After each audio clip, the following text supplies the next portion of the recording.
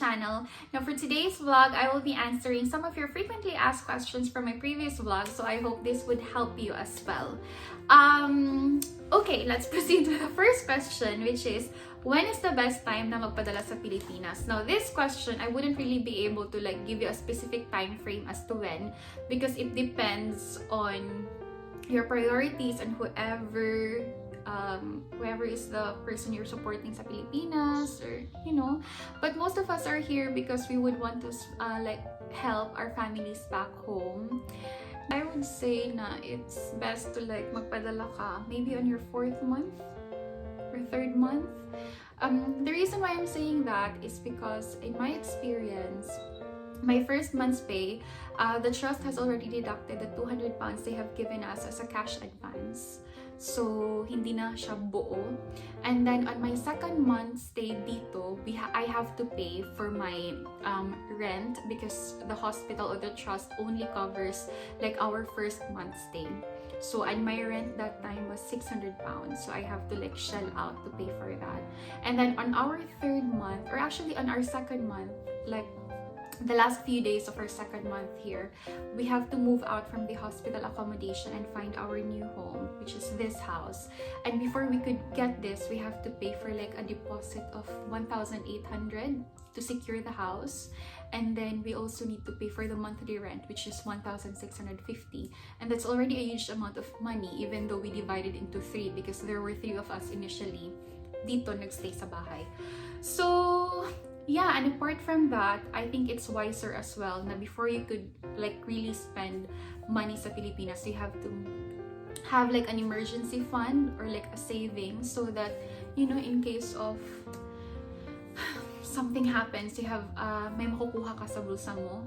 And then also you have to settle in, especially if the house you will be getting is unfurnished, so you have to buy like things you need sa bahay or like things you need sa duty or things to survive, diba? So you have those things to think about, and it's best to like really be honest and open to your family or to whoever you are supporting back home the reason why you cannot like really magpadala ng huge amount of money right away, because you are still settling in, and of course I think they would understand as well.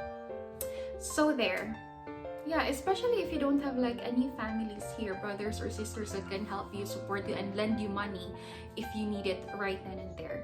So be wise about it, guys. But at the end of the day, it all depends on you. Yeah.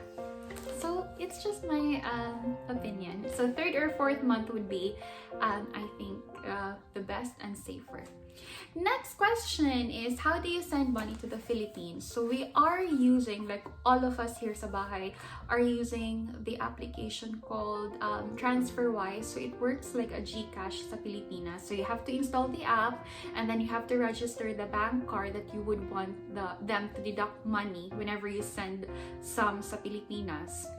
And then sa Pilipinas, they like whichever bank, PNB, BDO, BPI, so they accept that.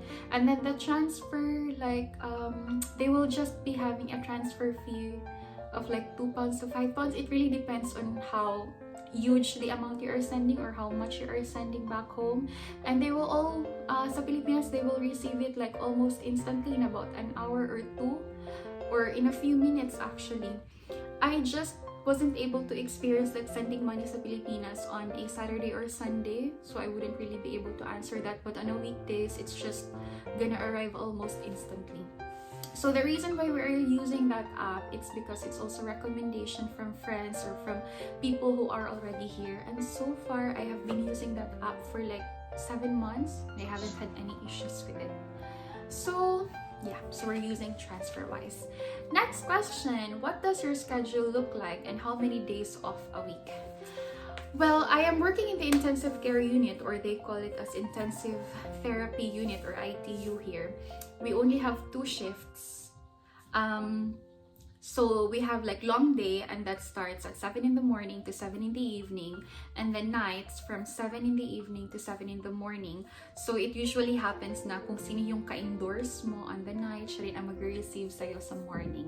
So it's 12 hours. So Sa akin, like, I have this whole week na puro long days lang siya. And that's only 3 days or sometimes 4 days. But it usually is 2 long days and then off in between. Either you have 2 off or 1 off and then another long day.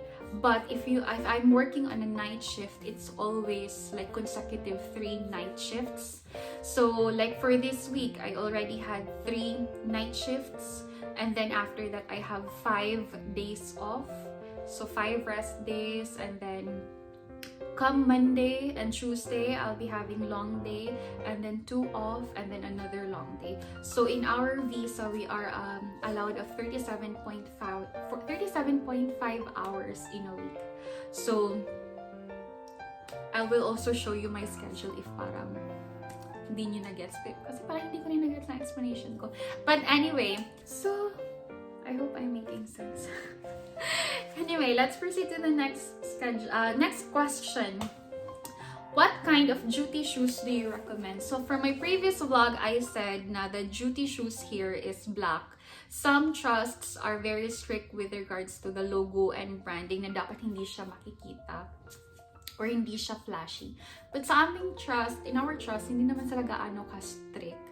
But I do recommend to like have the leather ones, yung parang non-spill proof na cloth.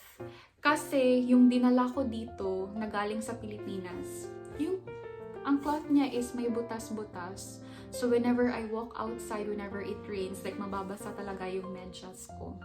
And it's safe as well to use like a non-spill proof na cloth or leather sa sapatos, because syempre you will be handling bodily fluids sa hospital, so for your safety as well. So I recommend that type of shoes. I also noticed that the brands people are using here are Skechers, New Balance, Puma. So something na you would be comfortable in wearing for like the whole 12-hour shifts or 8-hour shift or what have you. Let's proceed to the next question, and that is, have you started as Band 4? Yes, sa contract namin, we started as Band 4, and then right after we pass our OSCE, then we would be moved up to Band 5. It's just that naka-receive lang ako ng pay for Band 4 just for a month, because nung nag-COVID, we were asked to like register to the temporary registration para sa COVID workforce. So nag-Band 5 kami from then. From that time, mga April yun, April up until we pass our OSCE. So, yeah, we were able to receive like the salary sa first level ng Band 5 at that time. So, check your contracts as well. I'm not sure if there are trusts offering like the Band 5 automatic na, but most of us really started as Band 4 pre-OSCE. So, there. Next question. How long have you had your OSCE when you came? Now, we came here on March 2020. We were supposed to have our OSCE the month after that. However, because of the lockdown, the universities were closed, so our OSCEs got postponed. And it just happened like very recently, like August 2020. But pre-COVID times, I noticed that in our trust, they are giving you, or they're giving the employees, they are giving the nurses mga a month and a few weeks to prepare before they book you for OSCE. So for us, they were the ones who booked us for OSCE. Yeah, so there. Next question, how is the trust supporting you with your OSCE preparation? Now, when we arrived, the first 2 weeks were purely study days, like 8 hours a day, 5 days a week. It's all about like just everything about sa OSCE, as well as hospital policies and everything. So those are study days for 2 weeks. We also had our mock OSCEs while we were having our duties as well. We also have like discussions and all, and they were kind enough to lend us mga materials for the specific skills para ma-practice namin sa bahay. And then also they like booked us for like a bus para maghatid sundo sa amin during our OSCE day. It was actually nice. They were very encouraging and helpful as well. So they have shared some mga tips from the previous as well na mga from the previous mistakes sa mga nag-take ng OSCE in order for us not to repeat the same mistakes. And then mga yun, I think the support was really good. Yeah. So there, I think that's the last one. So I hope I was able to like, really answer your questions and not confuse you. So yeah, if there's anything that you would want to know or anything that you would want me to do on my next vlog, just comment down below and I'll be very glad to like help and maybe do your challenges or whatever. So yeah, thank you so much for watching and for supporting, and don't forget to like and subscribe. I'll see you on my next vlog. Bye!